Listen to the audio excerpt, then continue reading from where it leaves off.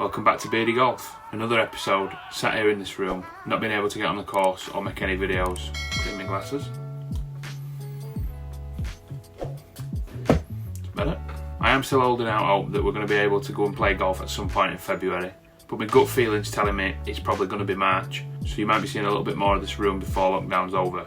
I've got one sort of golfy video in the pipeline, and I'm hoping to be able to get that released in the next couple of weeks. I'm just trying to figure out the best way of filming that while I'm at home. I mentioned it at the end of the 9-hole course vlog, but it's a video about me putting, and it's for the My Game series. And without actually getting to a proper putting green, I'm still sort of working out how that's going to work. So I'm here again with another episode of BeardyGolf at home, and this time it's an idea that my girlfriend's brother's gifted to me. It's going to be a run through of my top 5 bucket list courses. I'm sure everyone's got a bucket list of golf courses that they want to play and can relate to this video. So while I'm running through them, have a think what your top 5 would be. I'm going to go through my 5, I'm going to give you a little bit of a background on each, and then the reasons why they've made my list. And while I've been doing the research for the courses, I've been thinking about them in a bit of a more of a practical way, courses that I'm more likely to be able to play. So on my list there's no Augusta or Cypress Hill or TPC Sawgrass, for example. So let's get into it.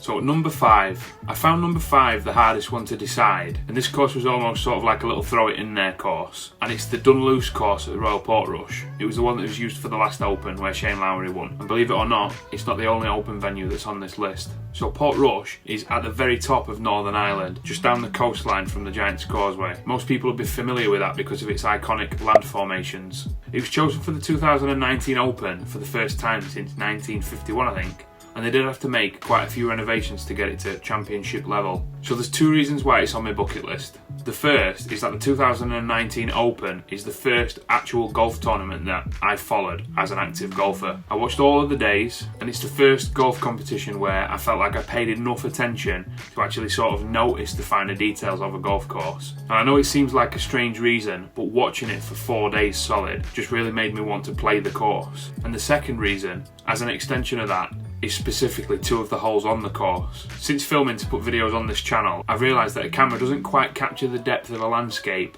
like the human eye does, and if something looks good on camera, it'll nearly always look better in real life. And the 5th hole at Portrush that plays down to the sea, and the 16th at Calamity Corner are 2 holes that I just really like to see in person.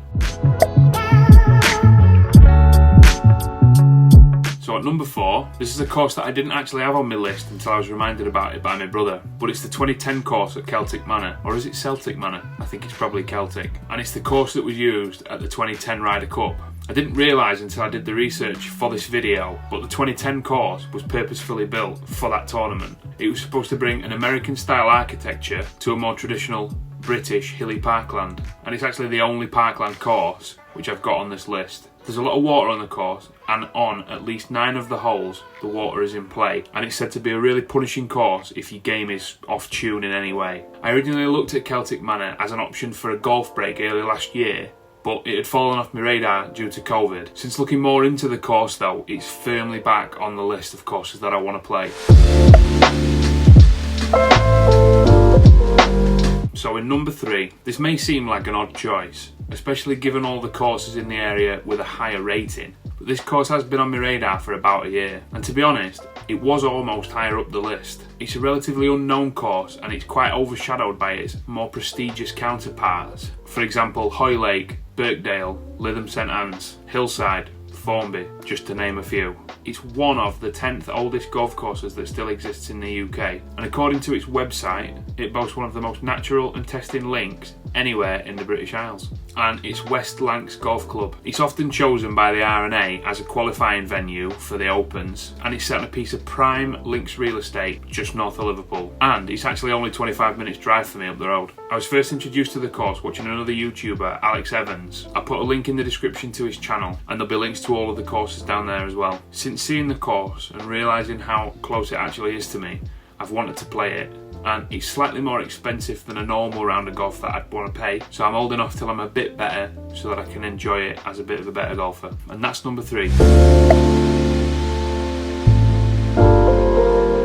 And at number 2, probably going to be the shortest explanation of a golf course. A course that most people put as number 1 is the home of golf, St Andrews Old Course. Host to 29 Open Championships and has seen some of the best golf ever played. It's rarely ranked outside the world's number 10, and let's be honest, it's got famous everything. Bunkers, tee boxes, greens, fairways, hotels, stories. Like I say, most people's number 1. There isn't much I can say about it that you don't already know, so I'm not going to blither on. It's on my list for obvious reasons, and I'm sure it's on your list for obvious reasons as well. One side note, I would really like to actually go into the road bunker just to see if I could get out of it, and that's number 2. So before I do my number 1 bucket list course, I thought I'd throw in a few honourable mentions. Obviously there's the courses such as Augusta and Cypress Hill, Pebble Beach, TPC Sawgrass, courses that I'm probably unlikely to play at any point. There's a few courses that I could play, which I sort of considered for this list. There's a couple in America, such as the Loop course, which if you haven't seen, I'd highly advise you go and have a look at. I'll throw a link to a video in the description for you to see that. And it's basically a course that was designed which you can play in both directions. Another consideration was any of the Bandon Dunes courses. I think there's 5. You could easily spend a month there just playing golf. Moving away from America, there's the Himalayan course in Pokora, Nepal. The golf course is literally built into the valley at the base of the Himalayan mountains, and the picture that I've shown you probably doesn't do it justice. More of an experience than a course, I'd really like to play the world's longest golf course. It's 1,365 kilometres from the first tee box to the last green. It starts at one side of Australia and goes all the way across to the other, and is made up of different holes from different towns along the Erie Highway. I think it'd be fun to get like a camper van and just drive across Australia and play each hole as it comes along. Again, links to all that stuff will be in the description. And to be honest, most of the courses that catch my eye come from the Adventures in Golf series, which Eric Anders Lang's done for Scratch Golf TV. I advise going to have a look at that stuff if you're looking for something to watch.